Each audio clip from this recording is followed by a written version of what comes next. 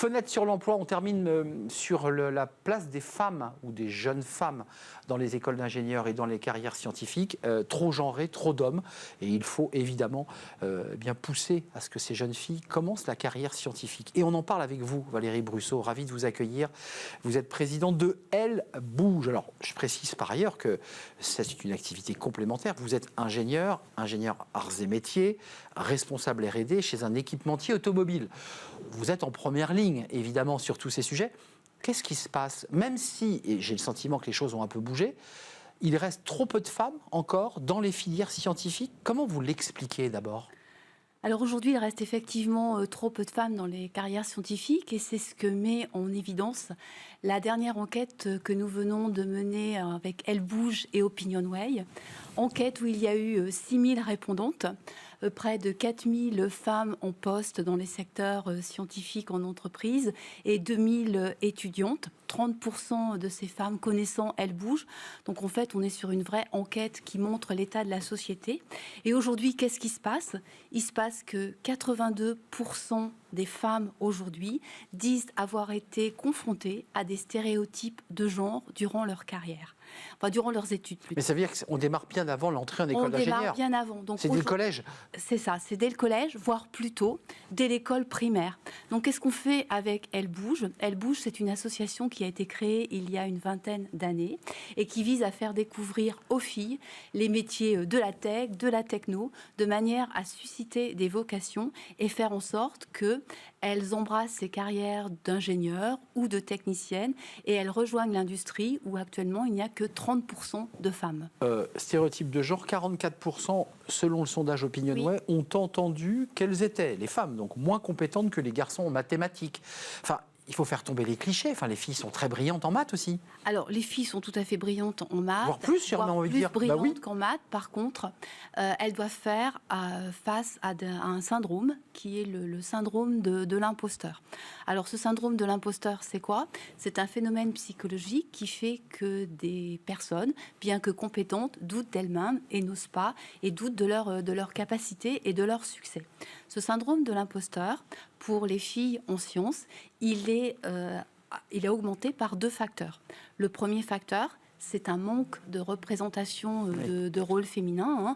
Il y a 24% par exemple de femmes dans les écoles d'ingénieurs. Oui. Mais c'est aussi le modèle que renvoie la société et des stéréotypes de genre qui perdurent dès le plus jeune âge, dès les prescripteurs d'orientation. Par exemple, mais vous l'avez connu, vous, ce phénomène? On dit que la bosse des maths, elle est faite plutôt pour les garçons.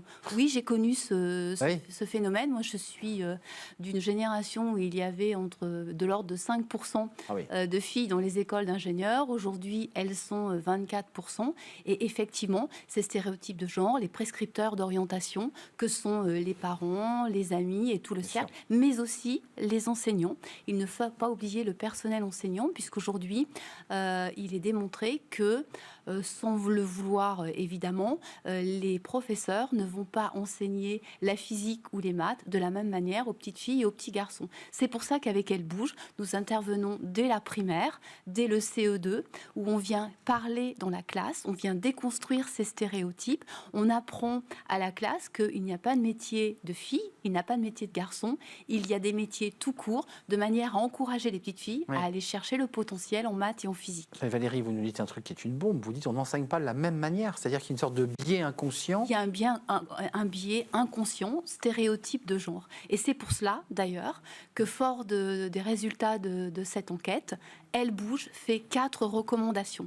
La première recommandation pour le personnel enseignant, de manière à mettre une formation dès le cursus élémentaire ou une formation au cours de la vie des enseignants, de manière à les sensibiliser à ces stéréotypes de genre et faire en sorte qu'ils aient une éducation beaucoup plus inclusive.